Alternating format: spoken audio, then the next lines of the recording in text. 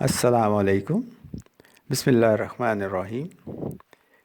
آج کے بیان میں ہم سورہ البقرہ کی آیت 255 پر روشنی ڈالیں گے، جو کہ آیت الکرسی کہلاتی ہے۔ سورہ البقرہ مدنی صورت ہے، اس لحاظ سے آیت الکرسی ایمان والوں کے لیے ریمائنڈر ہے۔ ابی بن کعب رضی اللہ تعالیٰ عنہ کہتے ہیں کہ رسول اللہ صلی اللہ علیہ وسلم نے فرمایا، اے ابو منظر، کیا تم جانتے ہو کہ تمہارے پاس اللہ کی کتاب میں سے کون سی آیت سب سے بڑی ہے؟ میں نے کہا کہ اللہ اور اس کا رسول بہتر جانتے ہیں۔ آپ نے فرمایا، اے ابو منظر، کیا تم جانتے ہو کہ تمہارے پاس اللہ کی کتاب میں سے کون سی آیت سب سے بڑی ہے؟ میں نے عرض کیا، اللہ لا الہ الا هو الحی القیوم۔ ابی بن کعب کہتے ہیں کہ آپ نے میرے سینے پر ہاتھ مارا اور فرمایا، اللہ کی قسم ہے ابو منظر، تمہیں یہ علم مبارک ہو۔ آیت الکرسی میں اللہ تعالیٰ نے اپنی ذات کا تعارف کرایا ہے۔ آیت الکرسی کے پہلے ہی کلمے میں یہ اعلان کیا گیا ہے کہ اللہ لا الہ الا ہو، یعنی اللہ وہ ہے جس کے سوا کسی کی عبادت جائز نہیں، کیونکہ وہ الحی ہے، یعنی ہمیشہ سے تھا، ہمیشہ سے ہے اور ہمیشہ رہے گا، نہ اس کی ابتدا ہے نہ انتہا۔ آپ نے فرمایا، اللہ تعالیٰ ہمیشہ سے تھا اور اس سے پہلے کوئی چیز نہ تھی۔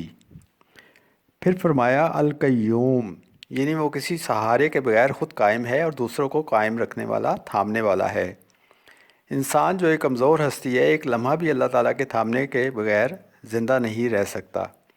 سورہ فاطر 41 میں اللہ تعالیٰ فرماتے ہیں، ترجمہ، بے شک اللہ تعالیٰ ہی آسمانوں اور زمین کو تھامے رکھتا ہے۔ پھر فرمایا لا تأخذہ سنۃ ولا نوم، اللہ تعالیٰ کو نہ کوئی اونگ پکڑتی ہے نہ کوئی نیند۔ اونگ اور نیند کمزوری کی علامت ہے جس کے بغیر انسان کا کام کرنا ناممکن ہے۔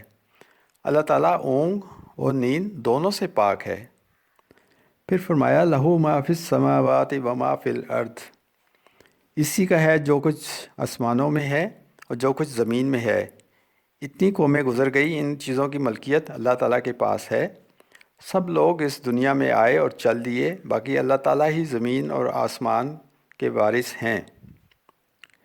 پھر فرمایا من ذا الذی یشفع عندہ الا بإذنہ، کون ہے جو اس کے پاس اس کی اجازت کے بغیر سفارش کرے؟ حشر کے میدان میں کسی قسم کی سفارش کی کوئی جرت نہیں کر سکے گا، الا یہ کہ رب باری تعالیٰ کسی کو اجازت دیں۔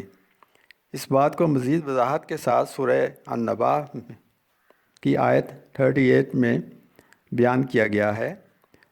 ترجمہ، جس دن روح اور فرشتے صف بنا کر کھڑے ہوں گے، وہ کلام نہیں کریں گے مگر وہی جسے رحمان اجازت دے گا، اور وہ درست بات کہے گا۔ پھر فرمایا یعلم ما بین ایدیہم وما خلفہم، یعنی کہ وہ جانتا ہے جو کچھ ان کے سامنے اور جو ان کے پیچھے ہے۔ اس میں ماضی، حال، مستقبل سب کا علم آ گیا۔ جب اللہ تعالیٰ ہمارے اور پوری کائنات کے تمام گزشتہ، موجودہ اور آئندہ حالات سے واقف ہیں تو عبادت بھی اسی کا حق ہے۔ پھر فرمایا ولا یحیطون بشیء من علمہ الا بما شاء، یعنی کہ کوئی شخص اللہ کے علم یعنی معلومات میں سے کسی چیز کا احاطہ نہیں کر سکتا مگر جتنا وہ چاہے۔ پھر فرمایا وسع کرسیہ السماوات والارض، اللہ کی کرسی آسمانوں اور زمین سے زیادہ وسیع ہے۔ اگرچہ ہم نہیں جانتے کہ وہ کیسی ہے، لیکن اس کے وجود پر ہمارا ایمان ہے۔ کرسی کے بارے میں اس حدیث رسول سے اللہ تعالیٰ کی ہیبت اور جلال کا اندازہ ہوتا ہے۔ ابو ذر غفاری رضی اللہ تعالیٰ عنہ کہتے ہیں، میں مسجد حرام میں داخل ہوا اور رسول اللہ صلی اللہ علیہ وسلم کو اکیلے دیکھ کر آپ کے پاس آ کر بیٹھ گیا۔ میں نے کہا، اے اللہ کے رسول، کون سی آیت افضل ہے جو آپ پر نازل ہوئی؟ آپ نے فرمایا آیت الکرسی۔ پھر فرمایا اللہ تعالیٰ کی اس وسیع کرسی کے مقابلے میں 7 آسمان اس انگوٹھی کی مانند ہیں جو صحرا میں پڑی ہو، اور کرسی اللہ تعالیٰ کے عرش کے مقابلے میں ایسی ہے جیسے انگوٹھی صحرا میں پڑی ہو۔ ان کا تقابلی جائزہ دل میں اللہ کی ہیبت پیدا کرتا ہے۔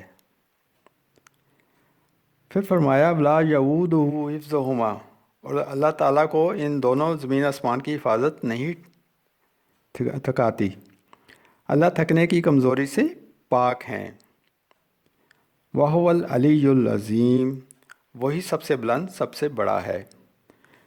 ابو امامہ رضی اللہ تعالیٰ عنہ سے روایت ہے کہ رسول اللہ صلی اللہ علیہ وسلم نے فرمایا، جو شخص ہر فرض نماز کے بعد آیت الکرسی پڑھے، اسے جنت میں داخلے سے سوائے موت کے کوئی اور چیز نہیں روکے گی۔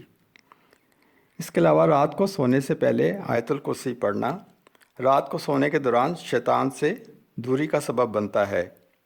اللہ تعالیٰ سے دعا ہے کہ وہ ہمیں اپنی ذات کی معرفت اور تقوی عطا کرے۔ آمین۔ صدق اللہ العظیم۔